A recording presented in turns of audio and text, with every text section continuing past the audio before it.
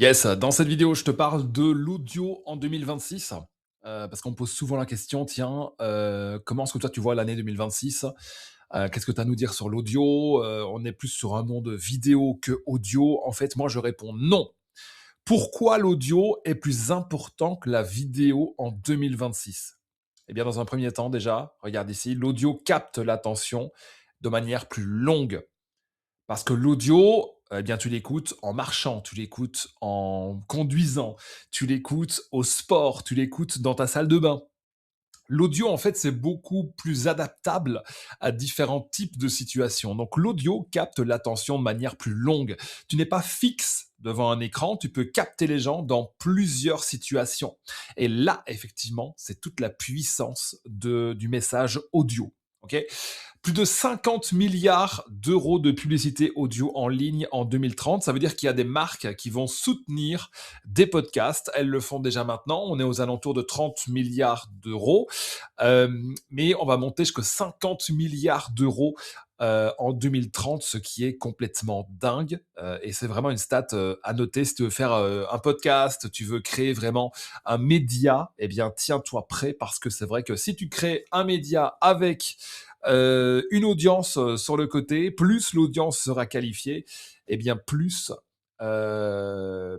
les sponsors viendront en masse. Ok. Alors, les gens regardent moins, ils écoutent plus. Effectivement, c'est ce que je disais. Regarder, c'est une chose. Écouter, remarque-le dans ta vie habituelle, tu écoutes plus que ce que tu ne regardes. Ok. Aujourd'hui, franchement, écouter un son, tu sais le faire de beaucoup de manières. Regarder, tu dois vraiment t'arrêter sur un écran. Et là, ça prend plus de temps. Et il faut comprendre que c'est plus énergivore. On ne scrolle pas une voix, on la ressent parce qu'on doit travailler ta voix, on doit travailler ton style, on doit travailler qui tu es dans ta voix. Et si on fait ça, eh bien, tu vas voir que tu vas capter l'attention beaucoup plus qu'une personne qui n'a pas travaillé ça et qui fait une simple vidéo.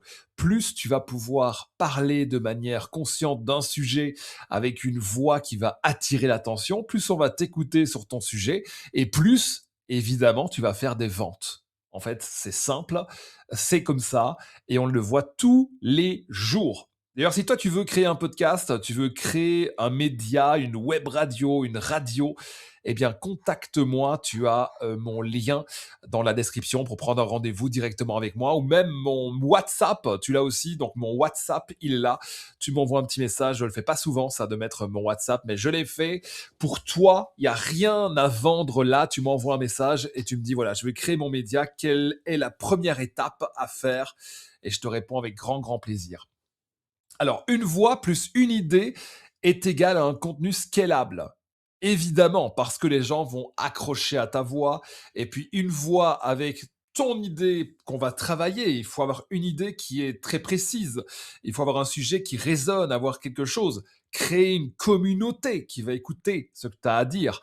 Eh bien sûr, tu peux scaler tout ça parce que plus tu auras des auditeurs, eh bien plus tu vas vendre derrière. Ça peut être des abonnements à une plateforme, ça peut être aussi un contenu à étiquette à des prix 1000, 2000, 3000 euros vers un public.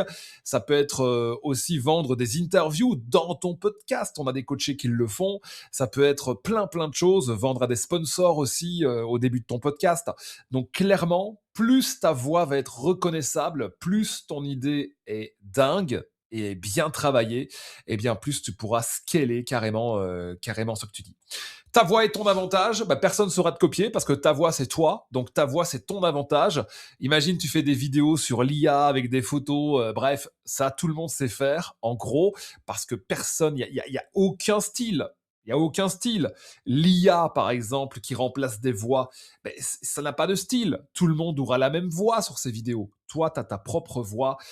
On travaille le contenu, mais ta voix, effectivement, c'est ton plus gros avantage parce qu'elle t'appartient, elle est à toi, mais c'est vrai qu'elle est à travailler parce qu'il y a personne qui s'est réveillé le matin en disant ben voilà, maintenant je sais tout faire, je sais prendre la parole, je sais tourner une vidéo, je sais tourner un reel, ça, je sais prendre la parole en public, je suis à l'aise avec tout, je suis à l'aise sur des zooms de coaching.